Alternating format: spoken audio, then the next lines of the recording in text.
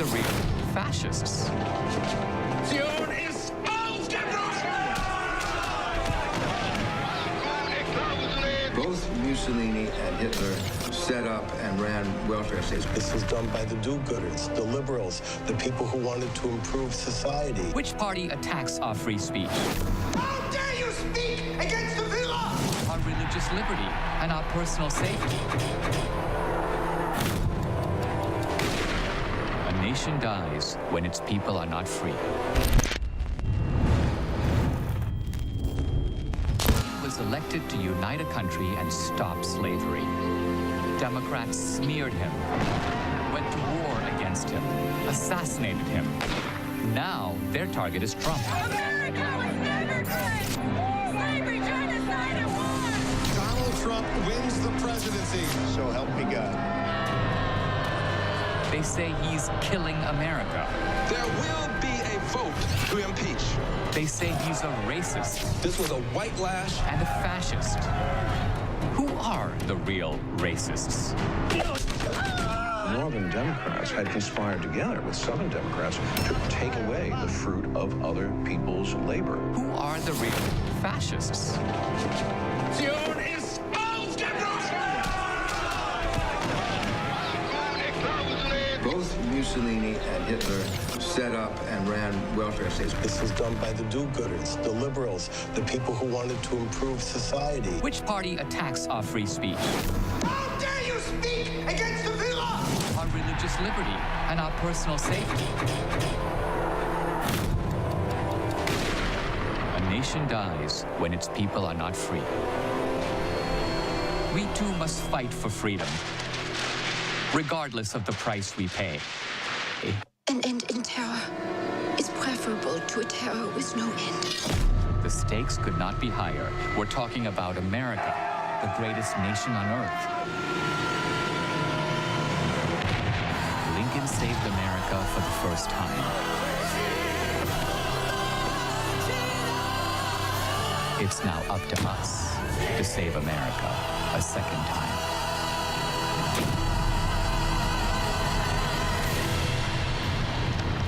It's very clear that Dinesh D'Souza, best-selling author, top documentary filmmaker, former political prisoner, recently pardoned by the president, and overall American success story, is preparing to do it yet again.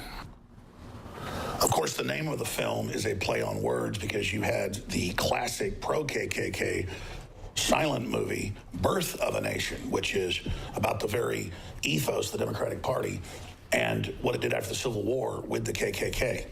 And so their greatest hoax is projecting during the 1960s onto Republicans that they were the party of the KKK, that they were the party that was for slavery. They were able to turn reality on its head, and that's why this film is further coffin nails to the Democratic Party. They knew that the film was in development years ago. That's one reason Hillary Clinton moved to have Dinesh D'Souza put in prison for campaign finance violations. But now, back from the dead, rising like the phoenix, this film, set to reach hundreds of millions of people, is going to lay out the devastating facts that Trump, just like Lincoln, is trying to unify the country. Trump, just like Lincoln, is a Republican.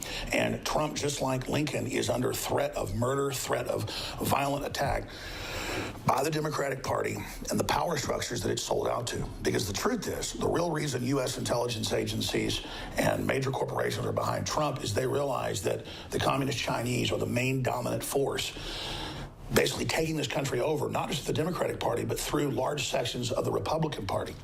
And that's why they're so desperate, because as all this becomes to come out, they're trying to project again onto Russian collusion that doesn't exist to cover up the multinational collusion with communist China through major corporations like Goldman Sachs, JP Morgan, and others.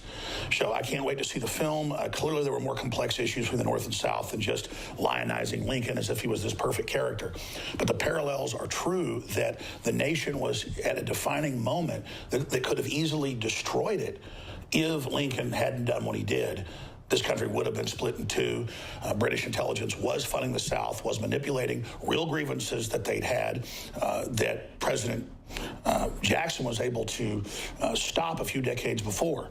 So the South was then manipulated into splitting the country in two under promises of British intelligence that they would then back the South in Western expansion. As soon as the war was actually started, though, it was used to destabilize. Tens of thousands of British troops were put in Toronto, threatening an invasion, and were waiting for the Northern government to actually fall so they could then come in and recolonize the nation, perhaps making a deal with the South, splitting the country in two.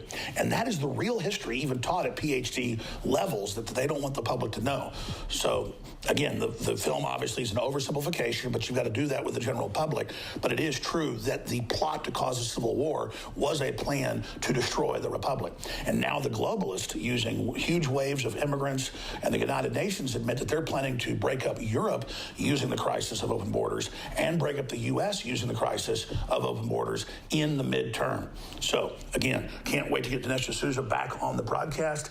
Can't wait to see this film hit the theaters and be a #1 documentary. And can't wait to see history victorious over the globalists and their main attempt to break up this republic. I'm Alex Jones with Infowars.com. Now back to Owen Schroyer and the live transmission. And it's incredible what Dinesh D'Souza is able to do in these films, so coherently getting a message of truth out there and using history to really pound it home. And, of course, what happens to him? He becomes a political prisoner. Rosie O'Donnell is allowed to do what Dinesh D'Souza did, actually a lot worse. Rosie O'Donnell did it deceptively with pseudonyms. So Rosie O'Donnell broke multiple laws for campaign finance violations, but Dinesh D'Souza is like a drop in a bucket, like nothing, and he faces the fullest extent of the law. Why? Because Dinesh D'Souza makes powerful films exposing the globalists and their agenda to bring America down. Dinesh D'Souza, of course, Hillary's America, Obama's America, and America Imagine a World Without Her. Those are Dinesh D'Souza's films. And now the latest, Death of a Nation. And it's funny listening to this. Just 2 days ago, I believe it was Tuesday, Michael Savage hinted at, and I believe it was tongue-in-cheek, I don't think he was serious, producing a Trump film. Now, think about this. Hollywood's collapsing. Box office winners at the movie theater are really not happening anymore. You had the Avengers and you have Star Wars, but other than that, you really don't get much success. And in fact, Star Wars has actually decided to curtail its movie productions as far as the Star Wars brand is concerned, because nobody went and saw Solo. So nobody's going to see these films anymore. Nobody's going to the movie theater. But what would draw people back to the movie theater? And it sucks that you have to boycott Hollywood because of their anti-American rhetoric. And then, you know, the good people in Hollywood suffer. The movie theater people suffer. But what could save all that? Imagine if someone produced a Trump movie, a legitimate Trump film. It could be documentary style. It could be, actor portraying Trump coming up in the 70s and 80s and everything. But if you did a Trump movie, a Trump film that was fair, a real film, not in a hit piece, but a real Donald Trump, I mean, the guy is the epitome of the American dream, a real film on Donald Trump, that would be box office records. I mean, look at what the guy does at a rally. Tens of thousands of people show up at his rallies. They would show up at the movie theaters, folks. It would be a nationwide phenomenon. A lot like the Passion of the Christ, I would imagine. Just to compare them as far as their power of the film. Just like a bunch of people came out to see the Passion of the Christ for two reasons. One, nobody'd really done that mainstream Hollywood movie about Jesus and the crucifixion before. And then two, there was all this controversy surrounding it, so it basically just got free marketing. You would have the exact same dynamic if you did a fair film on President Trump. Alex, if you're listening right now, I maybe reach out to Michael Savage and maybe try to bring this deal to fruition. I'm telling you, this is a winner, winner, winner chicken dinner film idea. And if you got Savage behind it, Jones behind it, who knows, maybe even get a Limbaugh behind it, some other big name conservatives, you put that thing in theaters, you're talking box office records. You're talking lines at the movie theater that you haven't seen before. Trump the movie in theaters would beat every other Hollywood film that's coming out. You know, Peter Fonda's movie grossed $30,000.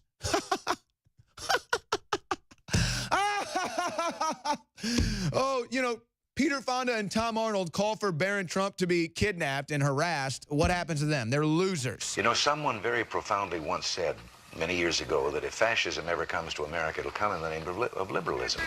You're a white man! You're a white man! If you are receiving this transmission, you are the resistance. Support good oral health with our one-of-a-kind Super Blue fluoride-free products. InfoWars Life brings you a revolutionary toothpaste blend with iodine and nano silver designed to deliver a powerful clean. Enjoy a minty fresh flavor made with peppermint oil or try our bubblegum flavor. Pair this groundbreaking toothpaste with the Super Blue fluoride-free mouthwash and supercharge your oral health. Our amazing mouthwash features natural oils and ancient ingredients used since Aboriginal and biblical times. Instead of containing fluoride, our Super Blue line is loaded with the good halogen iodine and an array of other beneficial compounds that have been hand-selected for their oral health benefits. Super Blue fluoride-free mouthwash and toothpaste are the first and only to contain all of these natural ingredients: xylitol, nano silver, and iodine. Notice the difference with our Super Blue fluoride-free products. Refresh your breath and invigorate your oral health routine at InfoWarsStore.com. That's InfoWarsStore.com.